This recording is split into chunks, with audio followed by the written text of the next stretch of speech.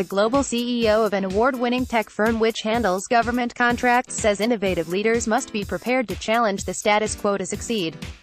Elizabeth Vega's Informed Solutions was the only digital company in the Northwest to be named among this year's winners for innovation at the coveted Queen's Awards, which were announced on Saturday.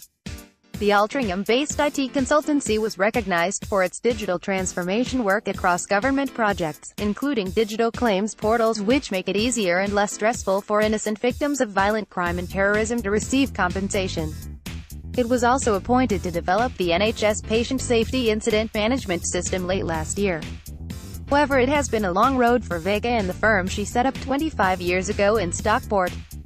"We were working with major oil and gas companies globally, for example with Shell in 40 countries, but we couldn't get any government projects," she told Business Cloud.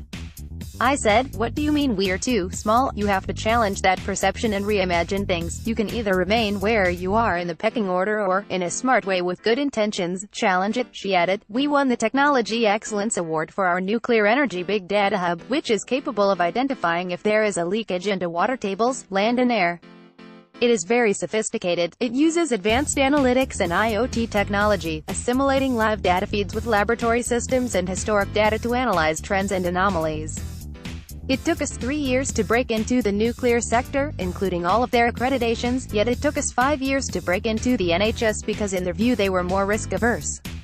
I used to say to procurement officers in the NHS, how can you tell me that you're more risk-averse than the whole nuclear sector? Read more." 51 health tech pioneers. Vega has served on the Cabinet Office SME panel since 2012 after writing to then Prime Minister David Cameron outlining her views. "Government is a very big beast and has got a big turning circle," she said.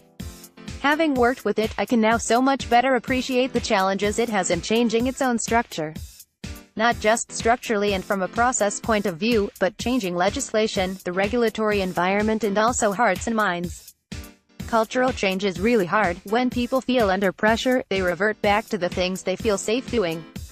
We're in very uncertain times. Just as we emerged from an awful, long, dark, deep recession and we're just bouncing back, we were hit with Brexit, so people are going to be risk-averse.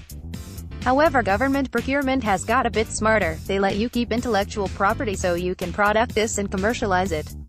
Informed Solutions head office is a converted bank on winning the Queen's Award, the most coveted prize in business, she said. "It is a fantastic honor. From modest beginnings we've weathered numerous economic challenges, and scaled up the business to work globally with blue-chip clients and governments. Our talented and committed people have helped us achieve lots of digital firsts along the way, from being the first company to commercially put maps on mobile phones which changed the way people navigate their world to being the first to deliver a secure cloud-based service for UK government." Informed Solutions was also the only British winner at the World IT Congress in Hyderabad, India earlier this year, dubbed the Olympics of Tech.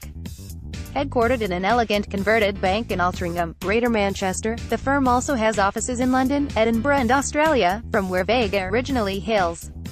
Minister for Implementation Oliver Dowden, who has responsibility for the government digital service, visited the Altrincham base recently to discuss the government's commitment to awarding more contracts to SMEs with key stakeholders, including Business Cloud. Jonathan Simcox, right, and the minister. In discussion with Business Cloud, the minister said SMEs can help deliver innovation into government at all levels. In Vega's experience, innovation can be a difficult sell. "One of the biggest challenges is looking at a business case for something that doesn't yet exist," she said. "If you're swapping out one finance system for another, you've got a baseline on the economics and the business case. It's a lot more challenging to get a commercial baseline for an innovation project because you have to imagine in your mind's eye what the efficiencies are going to be and have a stab at it. That's why a lot of people say innovation projects aren't well funded. You get a little seed but often it isn't scale. We are interested in an innovation project that will genuinely scale and be resilient and secure at large scale, rather than just a little prototype that's really good if you've got 5 users on it, but what about if you've got 65 million users on it?"